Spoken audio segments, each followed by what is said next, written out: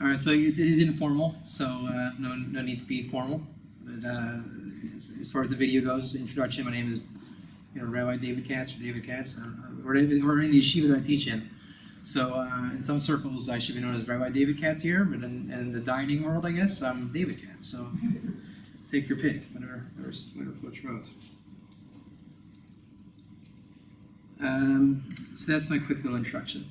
I'm going to follow my notes, so when I look down, I'm looking at my notes because I definitely want to get in all the main points. I have about 15 or 16 points on my list, so I'll try to swiftly go through these points. And the first one is kind of like the beginning and it's wrapped up in the end. And again, my relationship with, what's your name again? How do we call you? We don't know? We're going to figure that out. Dr. Yaakov Starr will call him for this event. Some of us know him by other names, but whatever. So my relationship with Dr. Starr will, I'll just call it that for brevity, will be clarified throughout the talk. But what I will bring in is start off with a principle that I think, again, I don't want to call you Yaakov. I have a complex already. No, that's good. So there was a lot of principles and lessons on this journey. And again, I'm just jump starting in the middle. I don't expect you to know what that means yet, but hopefully by the end of this talk you will.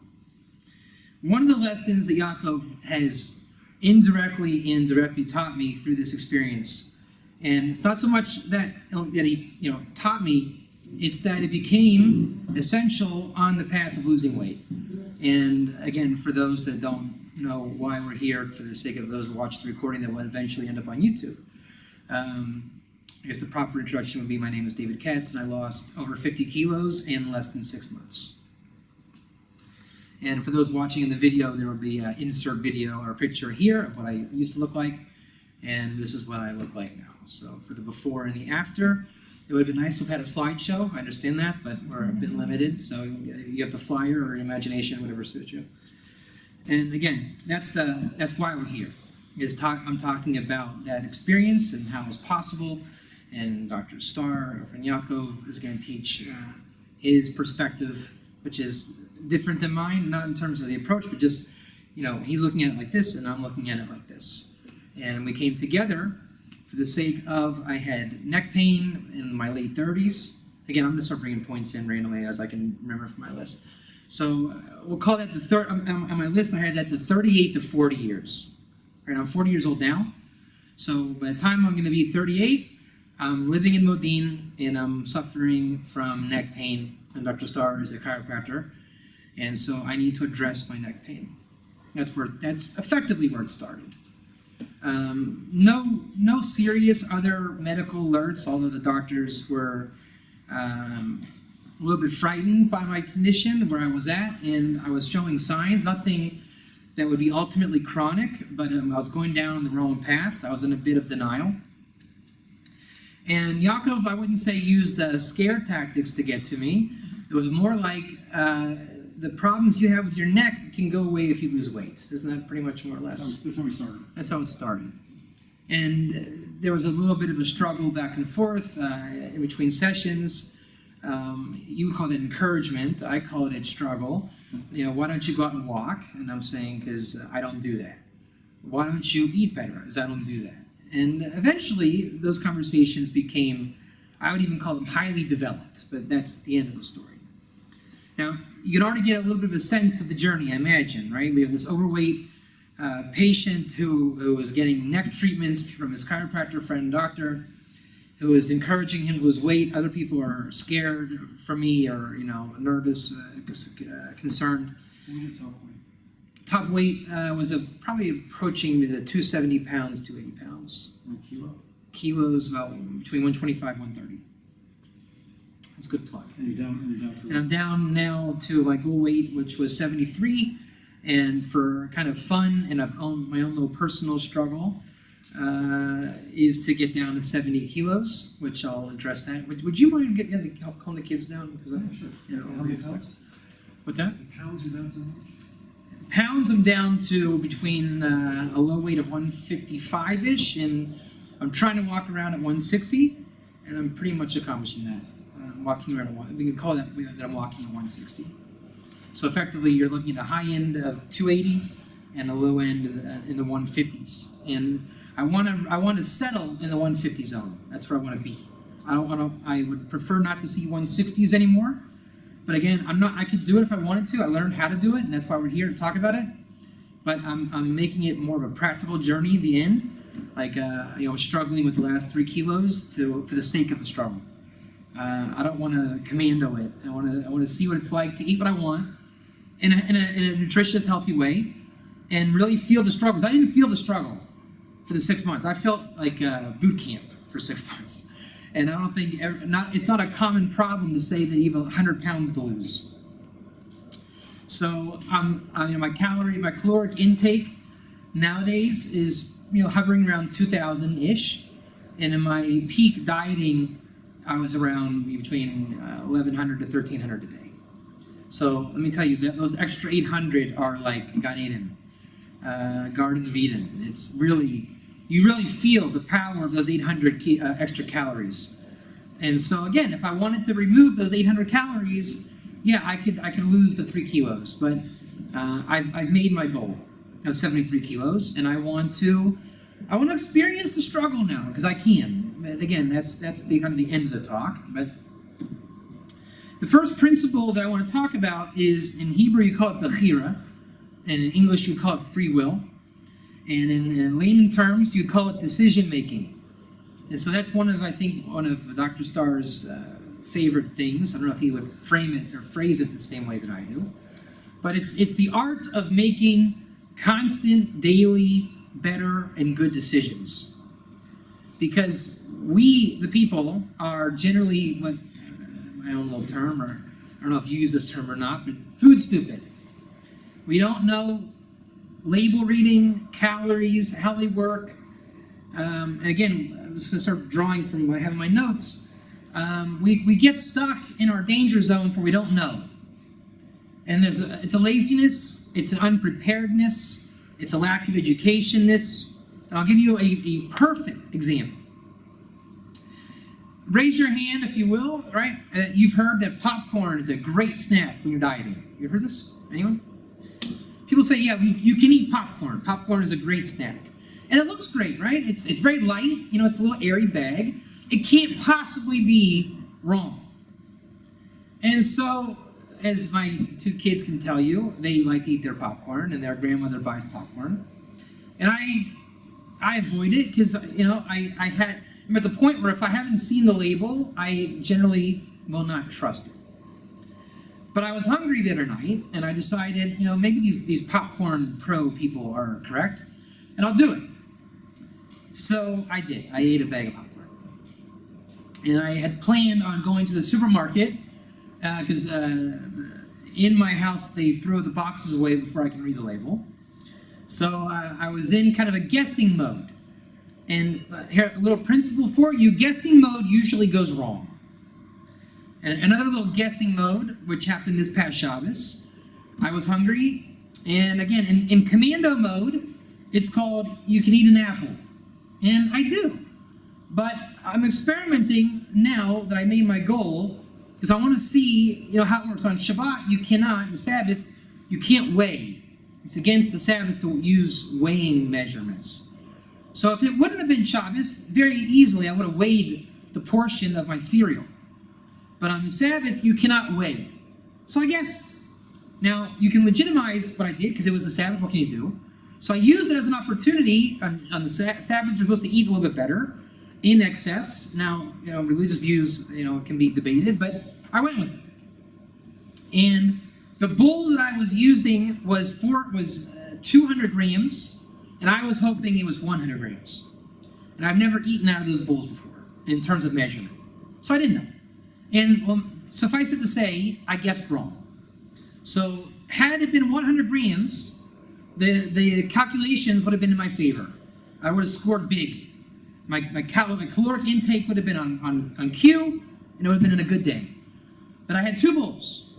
So I ate double. And it ended up being my caloric intake for that day was probably a third more than it should have been. It should have been around 2,000. It ended up being 3,000. I've never had a 3,000 day since I started. That's called guessing wrong. And you want to learn from your mistakes. And Mistakes are not to be feared or belittled or reprimanded. They happen. But you want to, when they happen, you got to learn from your mistakes. And as they say, I used to wrestle in high school. That's also part of the story. In wrestling, you're either winning or you're learning. Learning substituted for losing. We don't call it losing, you're learning. So when in the diet word, right? But in dieting nutrition, when you lose a battle, don't consider it a loss. It's a learning experience.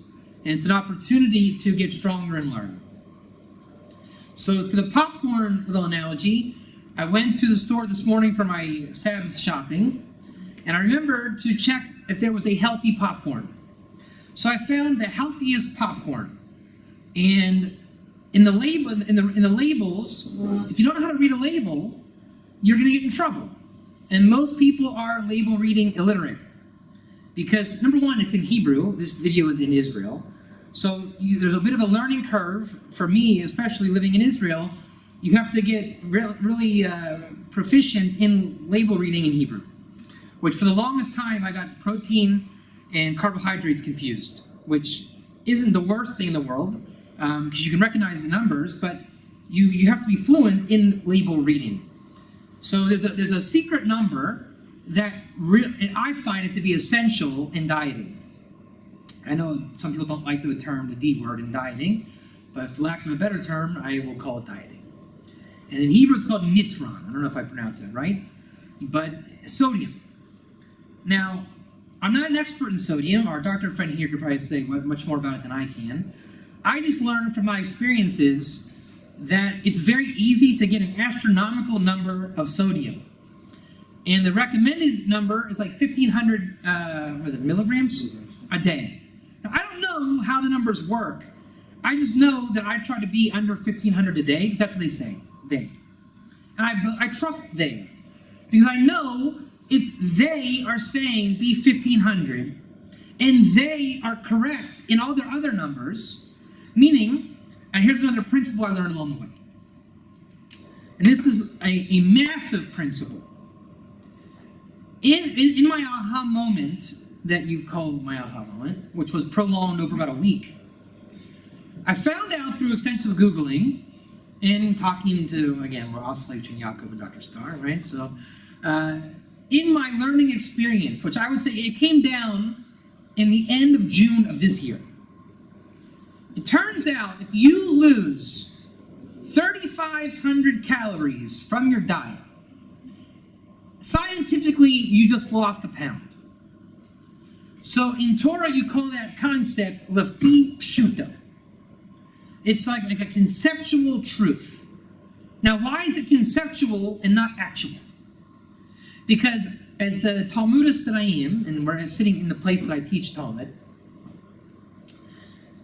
I'm saying like this. Let's take it to the radical extreme. Keep it in your mind, and you know, people ask how I lost the weight, and I view it from a Talmudic perspective, from an analytical perspective. So here's your first take on analytics. Ready? On one part of your brain, you just dropped 3,500 kilos. Everyone say yeah. Say yeah. You just, or kilos, sorry, calories. You just dropped 35, I don't care how, just say you did it. You did it? Good? Good. So what did you drop it from? So let's drop it from 8,000 calories. You ate 8,000 calories today. Pizza, everything. So by the numbers game, you can eat 8,000 calories, but you dropped 3,500 of them.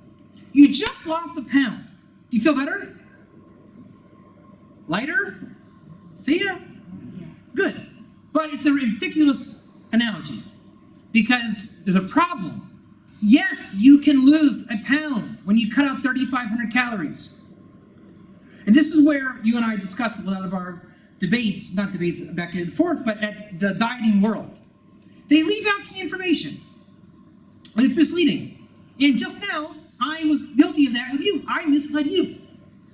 I convinced you in some way that you can lose. It is true. Let's throw me a bone and play along. It is true. You lose 3,500 calories from your diet, you lost a pound. That is true. But is it true that you can eat 8,000 calories a day and lose that pound? No.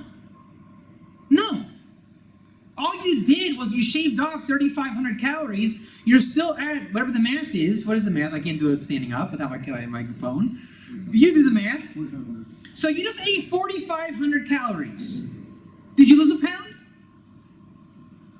No, you probably gained a pound, at least. So that's what they don't tell you in the articles. So that's where you have to use your analytical brain and pick up the story. So what you did is you gained a pound less. Well, what I did was I figured out that the numbers work if you make them work. And you figure out how they work. So if we agree, and when you do a little bit of research, you'll see the 3,500 is a real number.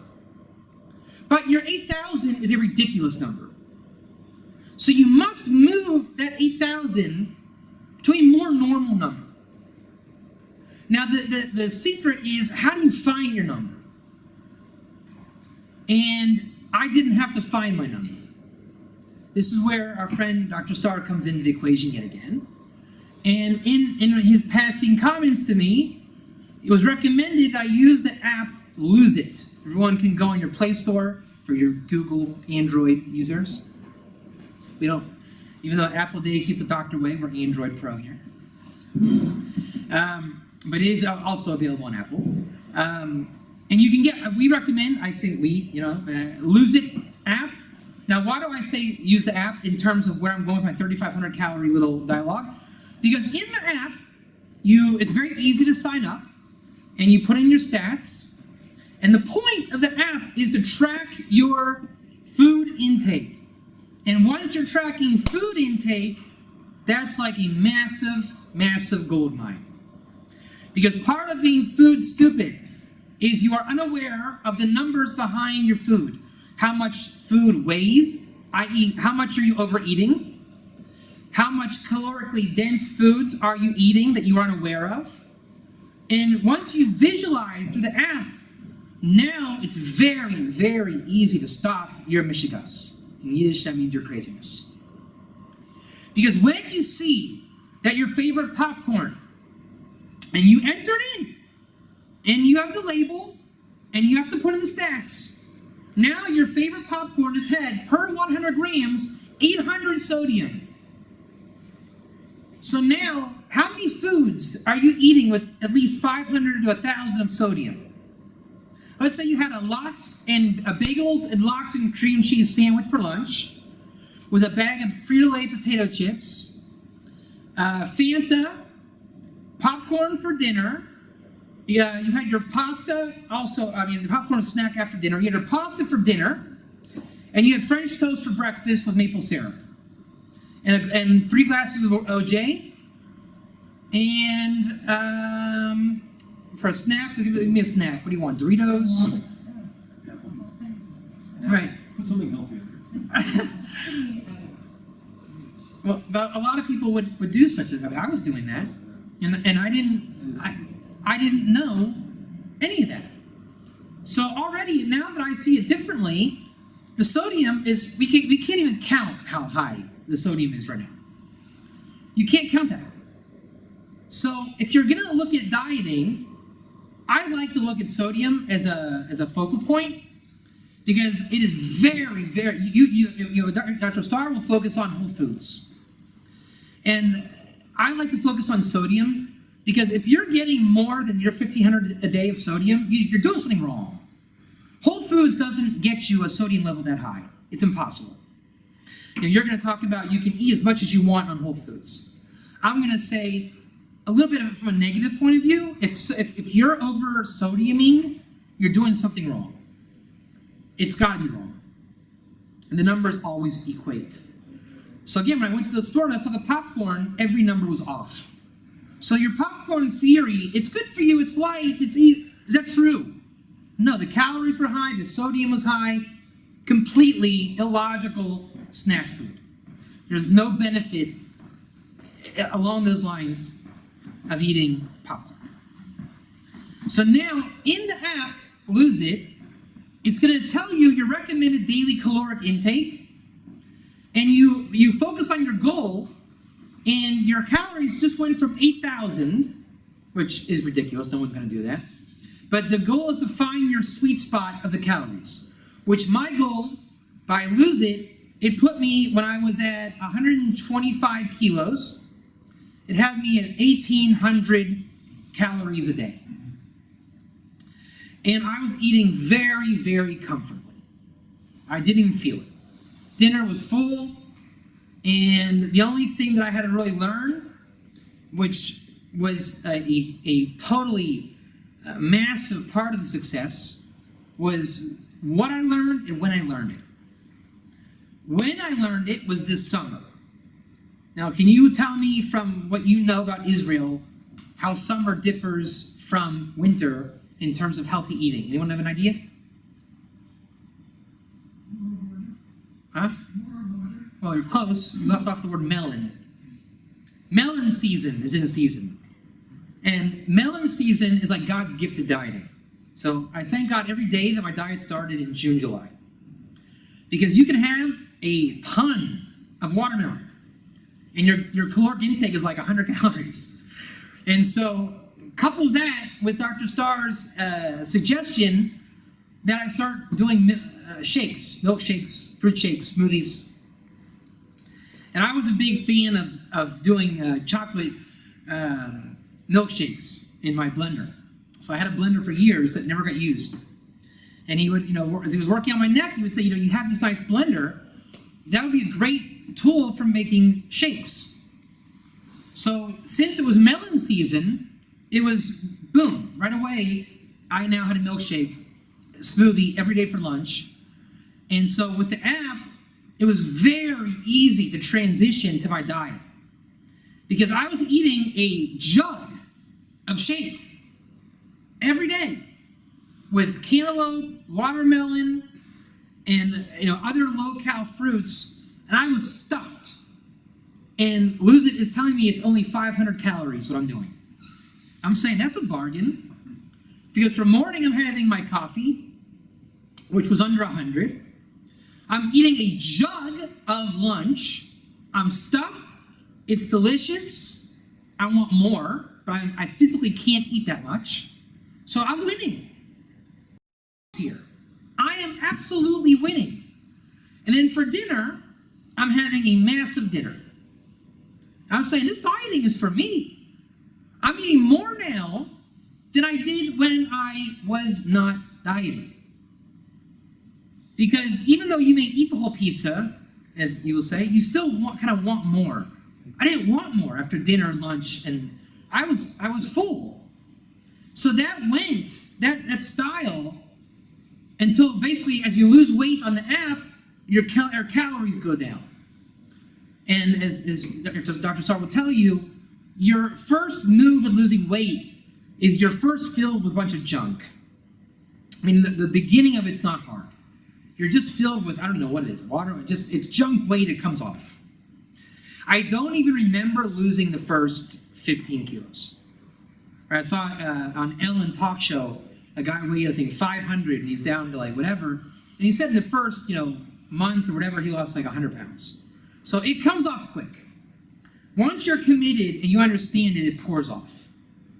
So your calories go very quickly from 1,800, in my case, and it was down to about 1,400, 1,500 very quickly. Now you got to reassess and revalue your lifestyle.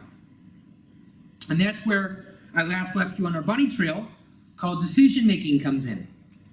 Now you're making crucial decisions, and it becomes life-making decisions. Because to get every number in, remember we said that numbers are divine. Numbers always work. Whether it's in hours of the day, your timing, your scheduling, portion control, you start to learn the synchronicity of numbers. And until you are put in a numeric framework or a budget framework, numbers don't add up and they don't matter. You know what time you can eat dinner when you're not budgeting your time and your energy and your money and your food? You can eat whenever you want, however you want, without consequence. My time of dinner was generally 3 in the morning and a large pizza. I work American hours, so we have pizza left over or frozen and pull it out, microwave. My I had no framework of time and numbers because I work American hours and no food consciousness whatsoever. My weight was just, a distant memory of something that used to matter, and it was like being off. So to come back on a trail of responsibility is really what this is about. And when you have a weight to lose, whether it's medically or weight-wise, you got to recalibrate numerically first and foremost, because that's generally, at least in my case, that's where I was off. Maybe you're off somewhere else, but something's off. Something's got to be off. And diagnosing it, I'm guessing, probably isn't very hard to do once you start listening to the advice of the world coming back at you. In my case, I'm guessing it probably wasn't too hard for you. All right, seeing the size that I was at, probably wasn't too hard to guess what the problem was. So, in overtly obvious cases, and again, I think what you're saying, it's a simple fix once you get the person to see the light. And once you see that light, again, in my case, what was the beginning? I think, I don't even really remember. I'll tell you in my mind, where it began. My work is very stressful, not in this building, my other work I teach online. And I wanted an escape where I could get out of my body, which I was envisioning it as a jacuzzi and a sauna. I just had this vision. I want to get out of the house and kind of like, in a sauna and just doze off. So there's a gym down the street called Holmes Place, and I got the nerve to call, and this guy is egging me on to, walk, and those are not options at this time. And diet is certainly not, and he's saying, diet is like 80% of it. I'm like, no, it's not. We're going to lose all that at the gym, in my sauna, and it didn't make sense. I wasn't adding up, and I don't even know if I was trying to lie to myself. I just wanted him off my back. All right, just fix my neck, crack some bones, and make it go away. While I have my jacuzzi sauna treatment that I'm self-prescribing. So I call the gym, and they have these things, and it was May of this year, and so I plan a trip for my work, and the day that I get home, I join the gym, but during my time in America, I somehow got the idea that I was going to actually use the gym. I wasn't going to just go and zone out in the sauna hot tub. I was going to actually use the gym. I don't remember how it happened on the trip, but it did. So I bought, on the last stop in Texas, I bought gym gear. 3 or 4 XL shirts, 3 or 4 XL shorts, my first gym bag since high school, and a couple of other little trinkets. And signed up at the gym. This was in June of this year. And I did go to the gym, but I wasn't dieting. And I still wasn't serious, and I worked out a little bit. I think I tried the whirlpool, and I was just feeling it out. And that's when I don't even know how the diet thing really clicked. I honestly don't know. I know your influence was there, but I don't know how it got through. I really think it was that 3,500. I remember laying down and reflecting on where I've come from, where I've been, where I want to go. Somehow I found this 3,500. It was a gift from God. When I saw that there is a methodology and a framework and a formula called 3,500 calories in a deficit, you lose a pound. From there, we moved to 8,000. From there, we moved to you're being ridiculous. Then you have the gym gear, and you have the membership. And now, what Yaakov will teach is, and I found this out very quickly, Lose It tracks your exercise movements if you enter it. So I found out at the beginning of my dieting and gymming that guess how many calories you lose on a good day? Now, even if you're working hard, maximum. You're really pumping hard. I'm going to lie to you and flatter you. It's not going to happen. But again, I'll even really flatter you. This is not true. But let's say you lost 1,000 calories at the gym. That's the most flattering I'm going to give you. So if you're eating on your diet 2,000 calories, now you can hope to lose 1,000 of it at the gym. But that's a fantasy. On a good day, you'll lose 700. On a decent day, you can lose 500. On a lazy day, 200. So guess what your gymming is? You're not burning off your daily intake of the gym. Get that out of your head. What gym is another discussion. On one foot, what it is you're toning your body, and you're making your body into a fat-burning machine that can't exist without the diet to go along. So yeah, 90% of it is the diet. Because if you're going to be on your 8,000 calorie a day diet, you can gym all you want. And that 1,000 number, if you're eating 8,000 a day, isn't going to happen anyways. And if you're in great shape, it's still not going to happen. So the gym is not how you lose weight. The gym is how you help your body aid in the decision making that your brain is doing, called eating right and living right, lifestyle right, which goes back to our beginning of the micro decision making, which the Lose It app helps you get context by seeing the visuals.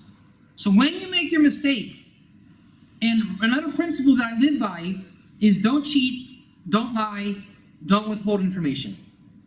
When you ate something wrong, don't say that, oh, but that doesn't count, or do over, or you lied about the amount. You're just fooling yourself and delaying the inevitable. Because you're staring at reality. When you put a heaping teaspoon of sugar in your coffee, you know how much is really in there. Who are you really lying to? When you skim it and you say, I'm going to cheat and go less, well, what does that accomplish? Right? Torturing yourself won't work either. So just be true. Put in a teaspoon, because it calls for a teaspoon, what you're doing. You want to put 3 teaspoons in your coffee, then put in 3 actual teaspoons. The quicker you gain a grasp of reality, the quicker you get results. Because you know exactly where you're at. You're not lying to yourself by being skimpy. You're not lying by being overboard. You're being truthful. And then the numbers will have to add up. And they will add up. And then you start making better choices. So when you have 5 teaspoons, is that a good choice? You'll see very quickly it's not. White bread versus brown bread.